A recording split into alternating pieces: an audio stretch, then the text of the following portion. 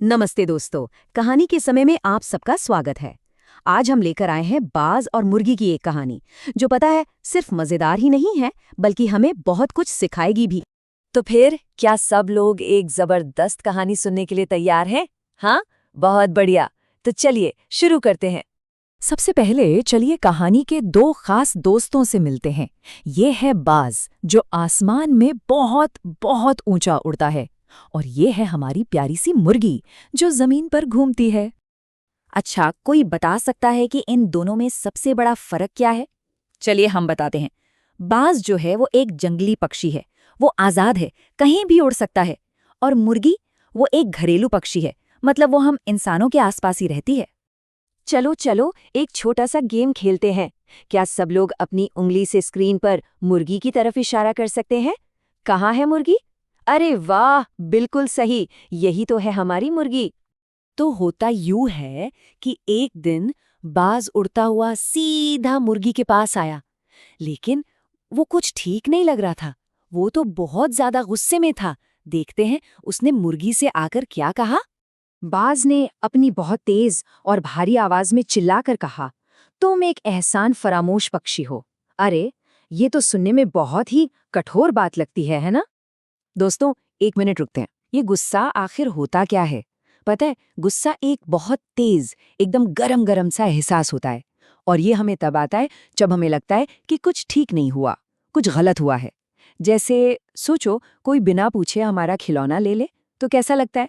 गुस्सा आता है ना? बस वही है। तो चलिए सब लोग मिलकर अपना सबसे ज्यादा गुस्से वाला चेहरा बनाते हैं और आवाज निकालते हैं, गुर्रा। हा हा। अरे वाह, कितने कमाल के एक्टर्स हैं यहाँ। फिर बाज ने बताया कि वो इतना नाराज क्यों है।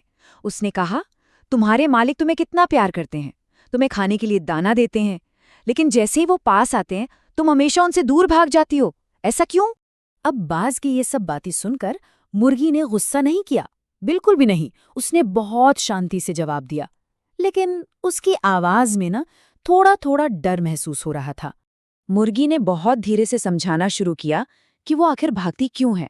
उसने कहा, देखो, मैंने अपनी आंखों से मालिकों को दूसरी मुर्गियों को पकड़ते हुए देखा है, और फिर वो उन्हें भूनकर खा जाते हैं। बस यही वजह है कि मुझे अपनी जान बचाने के लिए भागना ही पड़ता है। और देखो, यहीं हमें एक और नए एहसास के बारे में पता चलता है, और वो है डर। डर हमें तब लगता है जब हमें ऐसा महसूस होता है कि कोई चीज या कोई इंसान हमें नुकसान पहुंचा सकता है, हमें चोट लग सकती है। जैसे कभी कभी अंधेरे से डर लगता है, या फिर कोई बहुत तेज आवाज सुनकर हम डर जाते हैं।